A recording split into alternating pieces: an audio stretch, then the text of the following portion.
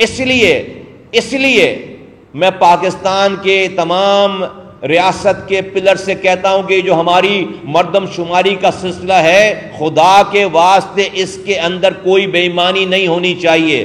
تو میرے مطالبات ہیں کچھ، میں آپ کے سامنے رکھتا ہوں. نمبر 1، یہ جو خوش شماری کا کام ہے، اس کی ڈیٹ کو بڑھایا جائے. یہ ڈیٹس بہت کم ہے. خوش شماری کا کام جو چل رہا ہے، ان کی ڈیٹس کو بڑھایا جائے. خوش شماری کی جو ڈیٹ ہے اس کو بڑھایا جائے. پھر جو اس کے بعد گھروں کی خانہ شماری کا کام شروع ہوگا، اس کے لیے صرف 3 دن کا ٹائم دیا گیا، صرف 3 دنوں کا ٹائم دیا گیا. یہ ناکافی ہے.